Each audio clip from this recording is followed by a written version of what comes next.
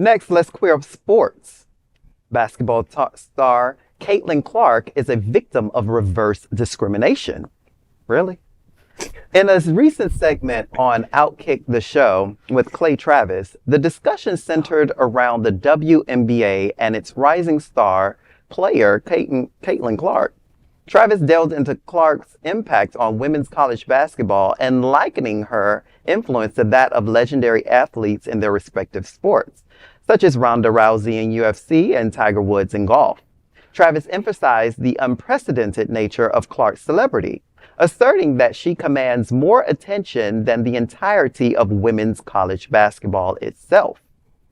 Furthermore, Travis proposed strategic avenues for leveraging Clark's celebrity, including her participation in high-profile events in the U.S. women's basketball team.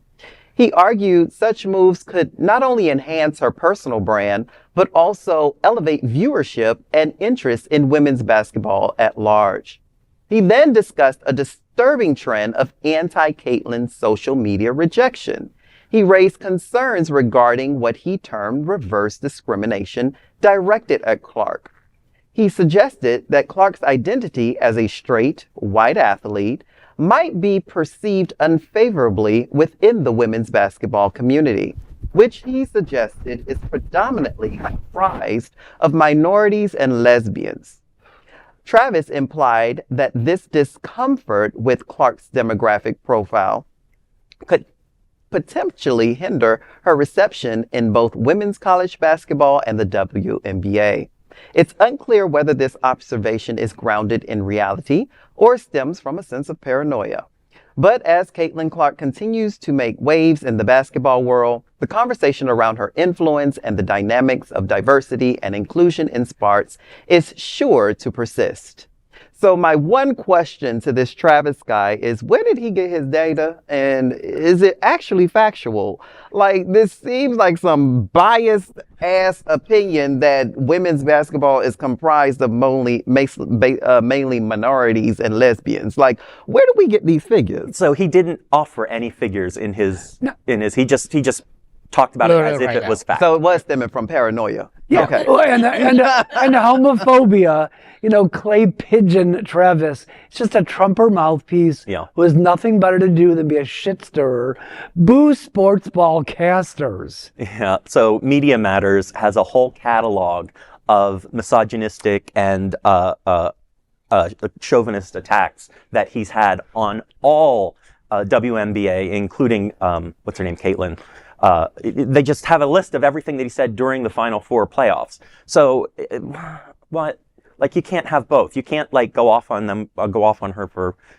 So, I want to touch on a very important piece of this kind of segment, because I feel like for a lot of viewers out there, I feel like maybe some of y'all don't know why reverse racism and reverse, transphobia and all that can't exist, but I'm going to explain it to y'all.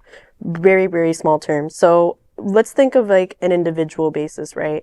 Where we have a partner, an intimate partner violence abuse, right? There's a partner who's very abusive to their other partner, right? And that partner, in order to elicit abuse with that other partner, has to have more power than the other partner, right? That's the only time that you can have abuse. If it's mutual, then it's not abuse, right? So if one partner has more power than the other, and that other partner fights back, and that other partner is basically defending themselves, it's called self-defense. It's not called mutual abuse. It's not called, reverse abuse, right? But now we're thinking about this from a systemic level, right? Racism is systemic. Transphobia is systemic. Mm-hmm. Homophobia is systemic. This is a systemic issue, right? And it's very similar, except here, the abusive partner and the abusive people are the people in power, right? White, cis, hetero, sexual people, right? They're the ones eliciting the abuse towards people who are people of color, who are trans, who are gay, right? And that's why there is no such thing as reverse racism, because they're literally it's quite literally under this rule, like self-defense. And that's why saying reverse racism and claiming those things is a problem. It's inaccurate, and it's a system. We have to remember it's a system. and I know that some of y'all might still not understand that, but like, you know, just read up, educate yourselves, and you know, be mindful to people who might not share your same identities. People who use reverse discrimination come from a certain IQ level that does not extend to having a certain conversation where that would even fly over with them or they'll accept it. Reverse racism or reverse discrimination is used as this ploy. It's the gaslighting ploy. It's kind of like that's the word. Right. Child, please, like you haven't experienced this. I have. It's reverse discrimination. So I don't even engage in these types of conversations, and I choose not to educate anyone who. Because you're showing me, you're showing me where you are, and so I'm going to meet you where you are and leave you where you are. Like that's as far as the conversation is going to go. Right. So people like Travelers, I always ask like these people who are complaining about reverse discrimination, show me a case. Show me a case of reverse discrimination. You actually need to have a case in order to do so.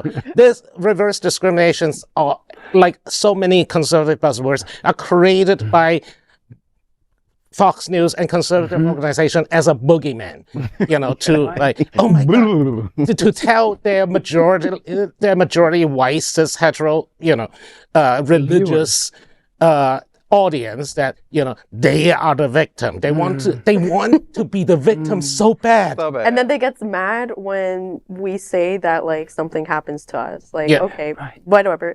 But you know, I find it like really, like, it's just so funny to me when somebody like tells me, you're being heterophobic. You're being heterophobic. You're being cis-phobic. Like, ma'am, sit down. Like, I would have gotten away with it if it weren't for you darn kids.